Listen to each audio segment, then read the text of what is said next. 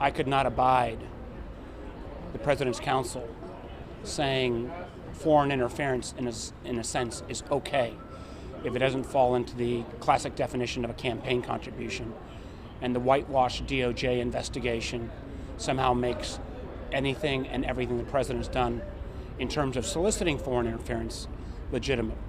That is not the policy of the United States government.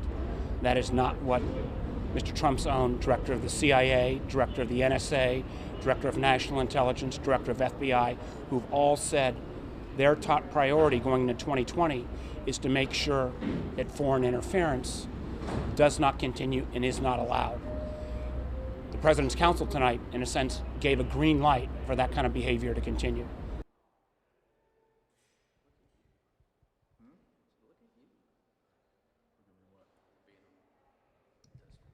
I cannot imagine there would be any Republican senator on the Intelligence Committee that would endorse the President's counsel's position that foreign interference, as long as it doesn't meet Bill Barr's contribution definition under this DOJ, is totally okay.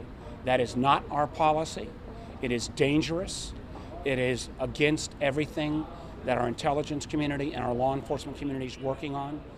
And again, I'm going to call on my Republican colleagues as well to stand up and reinforce that we do not want, whether it be Russia, China, Iran, Ukraine, or others interfering in our election.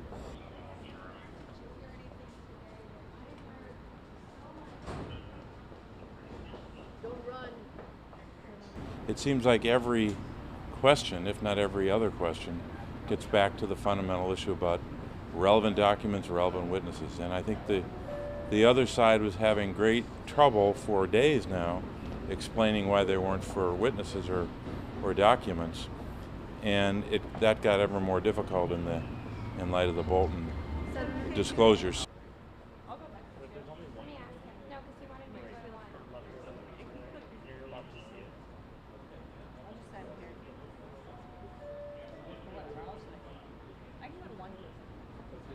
Remember this, and you keep hearing this theme repeated over and over, the abuse of power being a standard, the new standard apparently, to impeach a president. If we do that, it's danger, danger, danger, as Jay Sekulow emphasized on the Senate floor yesterday. You cannot have that be the bar for impeachment. If we do, we're opening a Pandora's box for the country. If it had been that standard for the past, every president since George Washington would have been going through this tirade, this charade, just like this.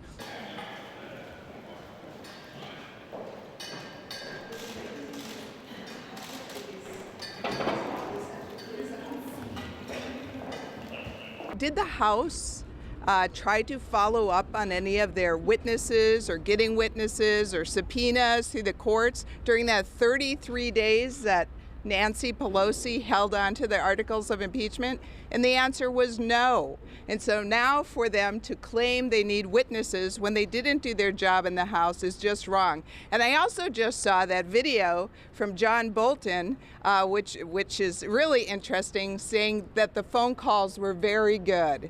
And so life is interesting now, isn't it?